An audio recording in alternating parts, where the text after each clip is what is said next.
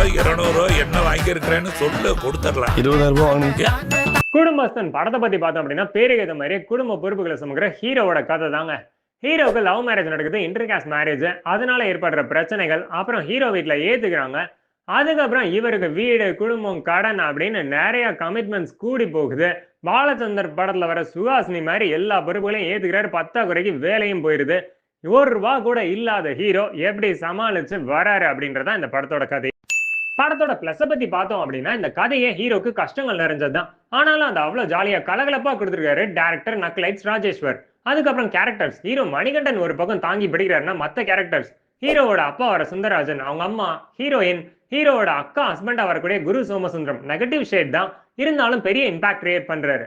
இந்த படத்துல வர சீன்ஸ், இமோஷன்ஸ், காமெடி எல்லாமே நம்ம அன்றாட வாழ்க்கையோட கனெக்ட் ஆகி போறதுதான் இந்த படத்துக்கு பெரிய பலமே. படத்துல மைனஸ்னு பெருசா எதுவும் இல்லை, இருந்தாலும் செகண்ட் ஹாஃப்ல லென்த்தை கொஞ்சம் கட் ஷார்ட் பண்ணியிருக்கலாம்.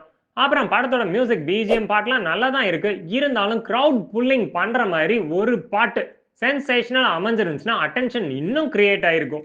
பட் அதெல்லாம் ஒரு பெரிய மேட்டரே கிடையாது. மைனஸ்லாம் பிளஸ் ஆகிற மாதிரி இந்த காலத்துலலாம் எடுக்கிற படத்தை பாருங்க, 500,000 பேர்த்து அடிச்சு கொள்றதான் படம் எடுக்கிறாங்க. ஆனா இது அந்த மாதிரி படம் கிடையாது. இதுல வீடு, ஃப்ரெண்ட்ஸ், ஃபேமிலி, ஆஃபீஸ் அப்படின்னு மிடில் கிளாஸ் அன்றாடம் சந்திக்கிற காமெடி, இமோஷனல் சீக்வன்சஸ் அழகா தொகுத்து வழங்கியிருக்கிறது தான் குடும்பஸ்தன்.